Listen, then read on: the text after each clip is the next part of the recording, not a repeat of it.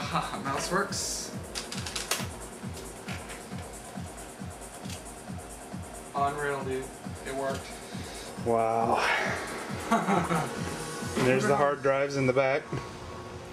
They look kind of happy so far.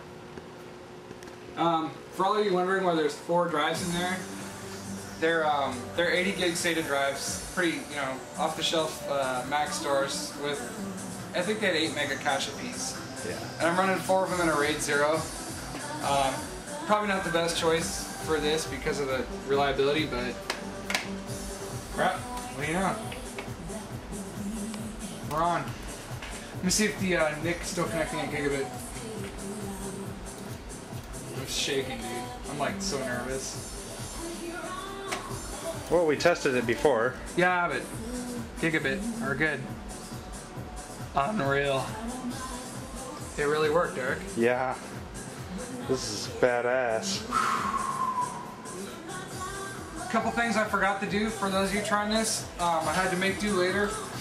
The BIOS jumpers. Since I'm doing this primarily to overclock the crap out of it, I figured it'd be nice to have the ability to reset the BIOS in case I killed it, which I do all the time. I had to steal the power LED wire, but that turns out not to be an issue because the neon's in the power light now. And I stole, yeah, that and the hard drive LED light, because I just put that directly on the board now. That was a Radio Shack special. Just soldered it onto a terminal block. So the power LED jumper, if you look right there where it mounts the board, I just wired it on to the BIOS jumper spot and then moved it out here and twisted them together out here. I'll solder it once, now that I know it's working. A couple things to watch for later. Obviously the temps to make sure it stays cool. I think it'll cool alright though. It's got a lot of surface area. If not, Eric, show them the side there. I have enough room for a 120 radiator that I can use the pump to come out of the reservoir into a radiator and then back in, and then maybe cut a hole for a fan. Holy crap, it worked. Yeah. This is pretty awesome. That is so sweet, dude. As you can see down there in the bottom left, the white flashing light every once in a while, that's the hard drives. I'm over voltaging that a little bit, but I figure in the juice it'll get cool. Excuse Bubbles. you. No. Sorry. For clarification, as you can see, Yeah, whatever, dude. just because it's stinky doesn't mean that it wasn't me. It might be the cats. What do I do with the little the lid? Wow. Oh, here we go. Remember what I did with that? Somewhere I had a little lid to go over. I'm gonna have to cut it again, but I'll have to cut it out for the tubes. Forgot about that, but I'm just glad it's working. That'll keep it from splashing up and out. Oh, one thing I didn't think of. I might have to hit the outside of this with caulk, because I can only caulk up to the cubes, Eric. I'll have to caulk all the way up here. I think it'll be alright though. It might seep out if it gets higher than the cubes though, just the splashes. That's so tight. That is so awesome. Unreal. A computer submerged in liquid. I'm gonna fill a little more. And who said this couldn't be done? Just about everybody, actually. Wait, I said that I've seen it on the internet, however, it's a very different thing from doing it than from talking about it.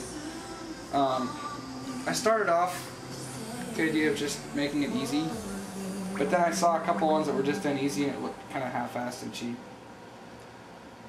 Just, you know, go big or go home. Alright, go ahead and cut it off here. Something we forgot to do is to check temperatures, obviously. I mean, I'm not overclocking it yet. Let's see here. Wonder if this camera can do it. It's sort of bright on the monitor. Oh, it'll tone down. Alright, that bubbly noise is annoying. Let's figure out something. Look at that, guys. 27 degrees for the CPU. Where's it at? Upper right up corner. in the top corner. Yeah, motherboard's at 26. Alright, that's the stock. Go ahead and shut off, Eric, and we will overclock it and be right back with you guys. Alright. We got it back overclocked. And let me just set up stuff on the screen, I'll show you. It does run a couple degrees warmer now, but that's to be expected, I guess.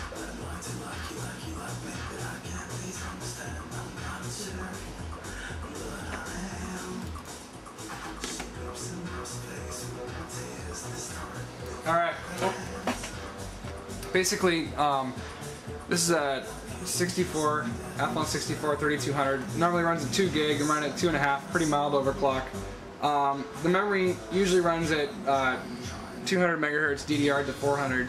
What I did is I actually reduced that to the 333 setting to sync it down one. So when I overclock the front side bus to 250 megahertz instead of 200, it pushes it to 208 megahertz. I can still run it at CAS latency 2, all the stock timings. Also, for the hyper transport, it normally runs at a multiple of 5, so 200 times 5 equaling 1000, DDR to 2000. I moved the multiple to 4 so I don't overclock the hyper transport because the Enforce 4 chipsets don't really like to go over 1000 unless you do some crazy stuff. I know they had some trouble even making them run stable at 1000. So, but anyway, yeah, still running solid. Voltages are good; they were within spec. CPU's running at 30 degrees. Motherboard's 27. Video card, it's an eForce or an EVGA GeForce 7800 GT. It's already factory overclocked a little bit. Factory or out of the box, it runs at 440 and 1.06 or 07, I believe. So I've got the processor pushed up quite a bit, almost 80 megahertz faster, and then the memory just a little bit. I know they had to tweak the GDDR3 to make it run that fast, so this is what I could get away with air cooling with 2 120s in the case blowing like crazy. So I'm gonna run it like this for a while to make sure it's stable, then I'll play with the other stuff later.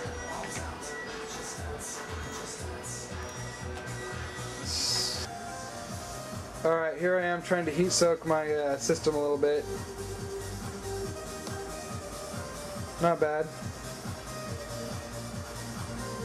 Normally, what did I get? About 8100, 8200 on this? About. Yours is 83 or 84, right? Mm-hmm. So, let's see what I end up with after the run's over. Still going strong, as far as I know. No meltdown yet. You know what's interesting, Eric?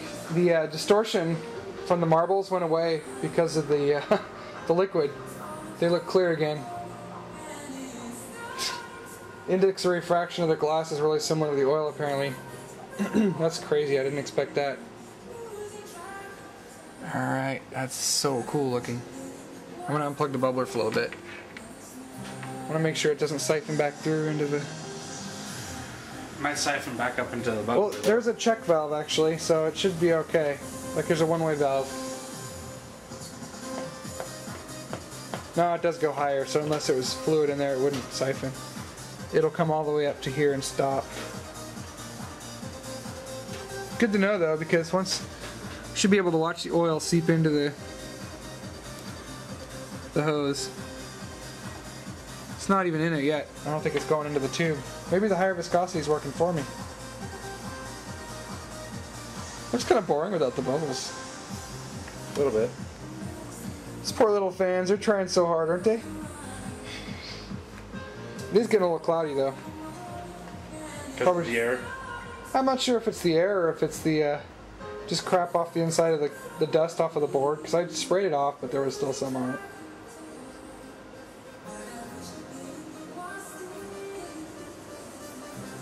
I hope it's not the air because I like the air. That's probably it just dissolving my motherboard. Alright, it's finished running now. 8224 for 05 with the latest patch.